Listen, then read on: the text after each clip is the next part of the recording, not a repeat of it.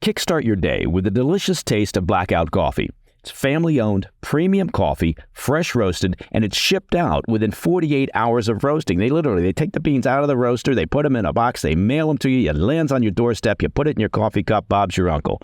Go to blackoutcoffee.com, promo code PDB for 20% off your first-time purchase.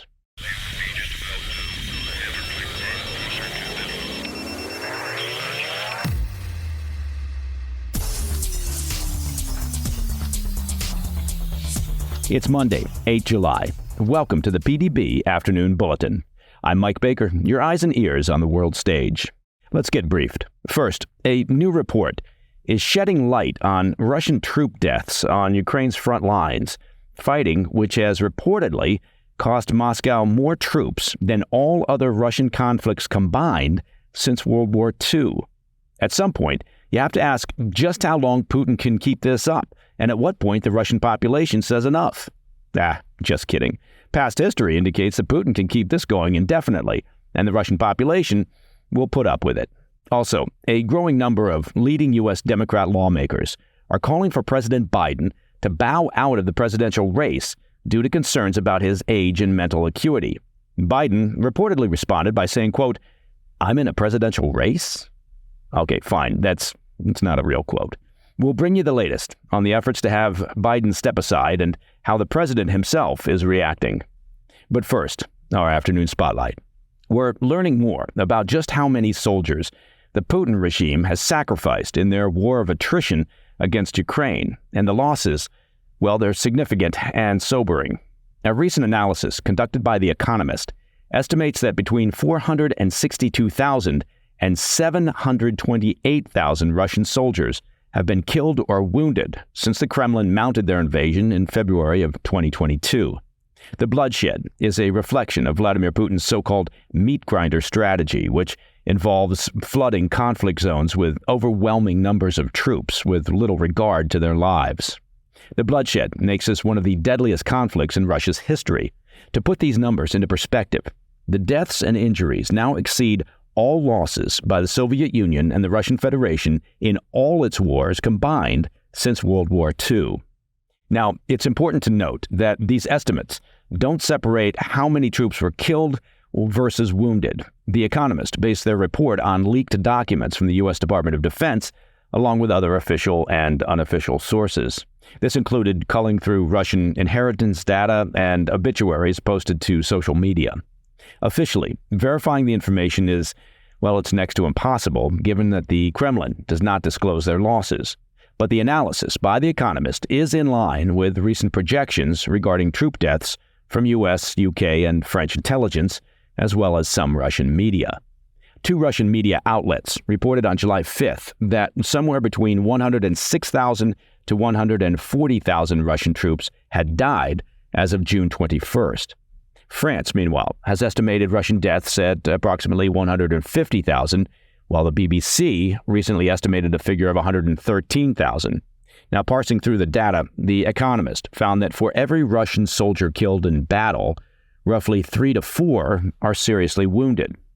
We should stress that the figures from various governments and Russian media do not include deaths of militia members in Russian-occupied areas of eastern Ukraine, and those numbers have been significant. This includes any losses attributed to Russia's paramilitary force, the Wagner Group, which has seen their ranks devastated by more than 2 years of fighting. The government figures also do not account for seriously injured Russian soldiers who cannot return to battle. Pulling all these additional metrics together, The Economist arrived at their estimate of between 462,000 and 728,000 Russian troop deaths and injuries as of mid-June. That's also in line with a separate estimate from British officials that roughly 500,000 Russian troops have been injured so far in the fighting. Notably, the report found that Russian troop deaths have accelerated as the war drags on, with a major spike seen during Russia's counteroffensive in the summer of 2023 in the Donetsk region. Russia's capture of the eastern Ukrainian city Avdiivka last fall, for example, proved particularly bloody.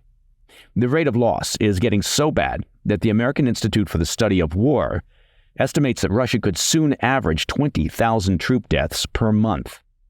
Now, despite these numbers, analysts say that the losses are not expected to impact Putin's strategy or cause major manpower shortages in the near and medium term, as he continues to press his perceived advantage over Ukraine, particularly when it comes to weapons. Putin has managed to shore up any gaps in his own military production capabilities with support from North Korea, Iran, and China.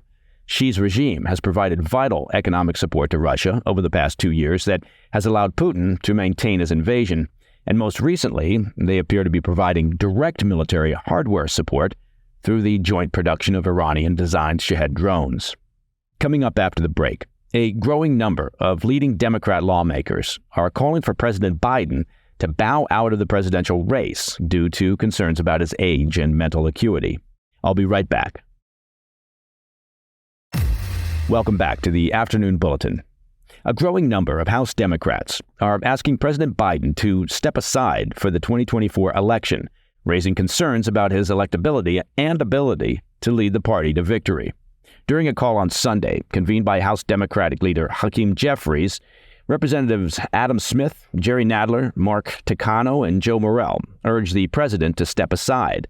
These lawmakers all hold significant committee positions, and they added to the growing number of Democrats questioning Biden's candidacy. Additional Democrat lawmakers, including Representative Jamie Raskin, Don Beyer, and Jim Himes, voiced apprehensions about Biden's ability to secure a victory in November. These requests to the president and the party follow Representative Angie Craig, who became the first frontline member of the Democrats to publicly call for Biden to, quote, step aside for the next generation of leadership. Concerns over Biden's age, he's now 81, and more importantly, his mental acuity, are not new and have been a recurring issue among voters and within his own party. However, his debate performance last month further fueled doubts about his viability against former President Trump. And this has led to increasing requests from some Democrats for him to step down as the nominee. This internal discord comes as Democrats face the need to present a robust candidate against Trump, who, at least in side-by-side comparison, remains a formidable opponent at 78. Polling reflects widespread concern over Biden's age, and some Democrats, like Representative Susan Wild, are wary of the potential down-ballot impact.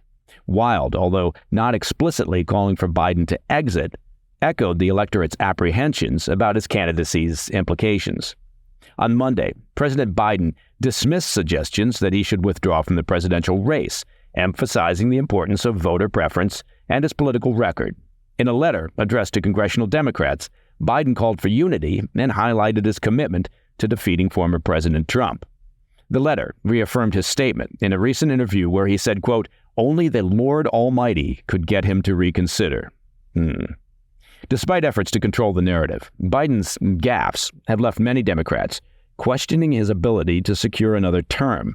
The coming days may see increased pressure for a change in leadership as the party grapples with its strategy for the 2024 election. And of course, the sight of much of the media acting as if they've just discovered that President Biden may be in declining mental health is equal parts pathetic and completely unsurprising.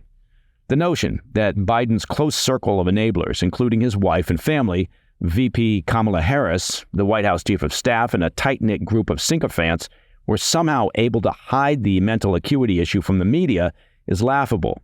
The media, for the most part, was just as complicit as VP Harris and others who spent months telling the American public that the president is sharp as a tack and more vigorous and energetic than folks half his age.